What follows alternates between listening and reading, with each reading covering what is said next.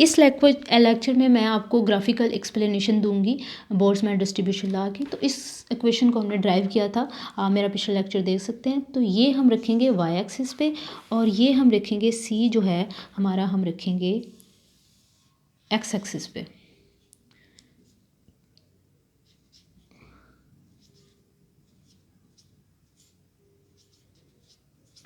ठीक है, और यहाँ हम सी रखेंगे तो हमारा कुछ इस तरह से ग्राफ आएगा।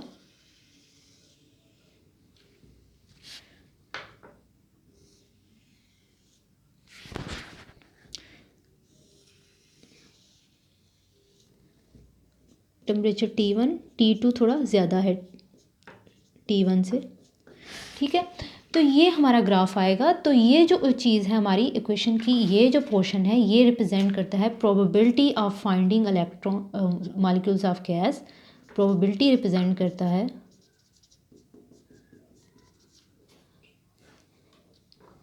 To finding in velocity range C to C plus d सी।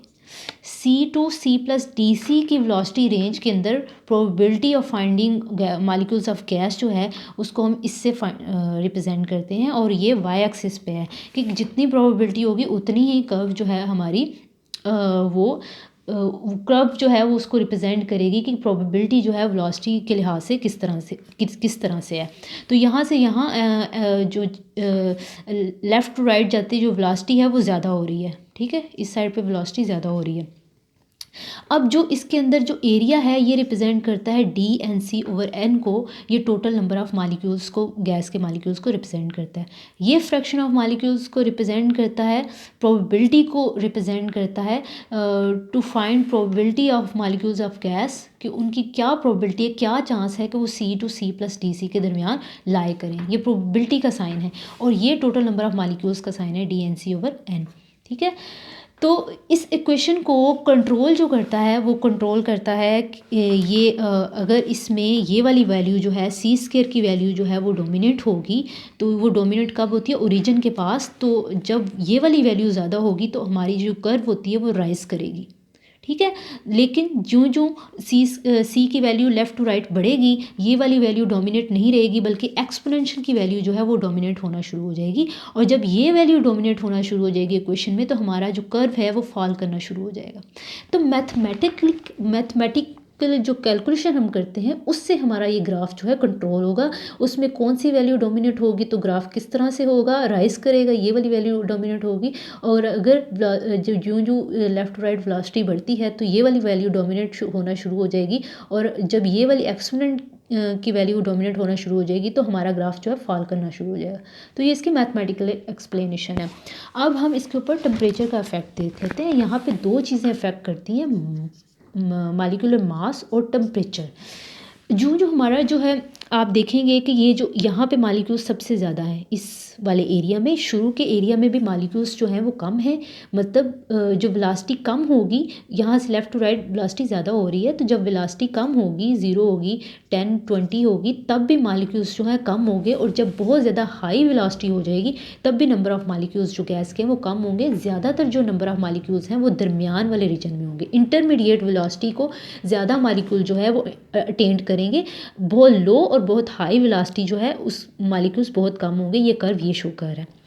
तो जो टेम्परेचर आपका ज़्यादा होता जाएगा काइनेटिक एनर्जी ज़्यादा होती जाएगी। तो काइनेटिक एनर्जी जब ज़्यादा होती है तो वेलोसिटी भी मॉलिक्यूल्स की मूव करने की ज़्यादा होती है। तो आप देखेंगे कर्व जो है फ्लैट होना शुरू हो गया कि नंबर ऑफ़ मॉलिक्यूल्स जो इस पोर्शन में ज़्यादा वेलोसिटी वाले पोर्शन में नंबर ऑफ़ मॉलिक्यूल्स ज़्यादा होना शुरू हो गए हैं। पहले देखें ये इतना सा पोर्शन था जब टेम्परेचर लो था, और अब ये सारा पोर्शन जो है वो कवर कर रहा है। पोर्शन जो एरिया होता है अंदर वो नंबर ऑफ़ मॉलिक्यूल्स को रिप्रेजेंट करता है। तो वो एरिया ज़्यादा हो गया है टेम्परेचर ज़्यादा होने की वजह से। ठीक है, पहले ये इतना सा एरिया था, इतना एरिया था पहले, और ये जो नीचे वाला कर्व है, ये वाला जो कर्व है इसका एरिया इतना था और टेम्परेचर ज़्यादा होने की वजह से ये एरिया बढ़ गया।